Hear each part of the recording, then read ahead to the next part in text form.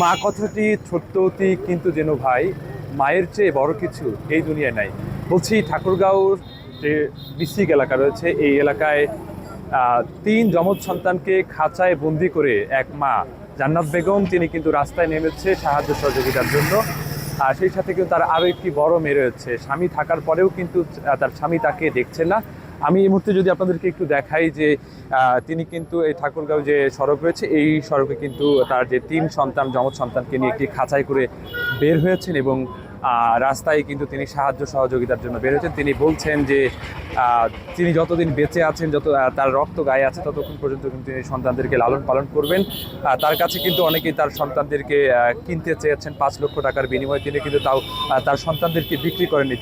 তিনি বলছেন যে তার সর্বস্ব দিয়ে হলেও তিনি তার সন্তানদেরকে দেখবেন এবং লালন পালন করবেন। তিনি শুধু তাই নয়, তিনি আরও বলছেন যে তার স্বামী তাকে দেখছেন না, তিনি প্রশাসনের কাছে দাবি করছেন তার পাশে দাঁড়ানোর জন্য। কোনো উপায় না পেয়ে খাঁচা তৈরি করে কিন্তু তার সন্তানদেরকে নিয়ে তিনি রাস্তায় নেমেছেন এবং সেই সাথে কিন্তু বিভিন্ন এখন রাস্তায় নামার পরে কিন্তু আমরা লক্ষ্য করেছি বিভিন্ন মানুষ তাদেরকে কিন্তু সহযোগিতা করছেন। তার 3 সন্তান আমেনা, আয়েশা এবং আবদুল্লাহ, আর বড় মেয়ের নাম হচ্ছে মরিয়ম।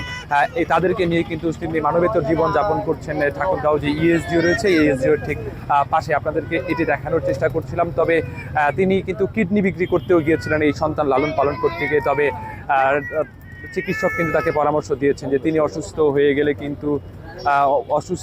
কিন্তু তারপরে এই সন্তানদেরকে কে দেখবে, এই পরামর্শের ভিত্তিতে কিন্তু তিনি আর কিডনি বিক্রি করেননি।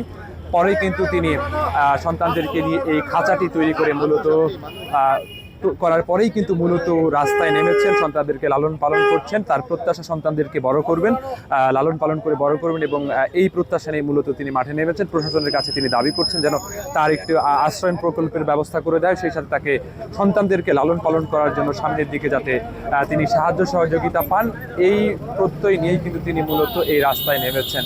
এই ছিল ঠাকুরগাঁওয়ে 3 যমজ সন্তানকে নিয়ে জান্নাত বেগম যে রাস্তায় নেমেছেন তার সর্বশেষ পরিস্থিতি।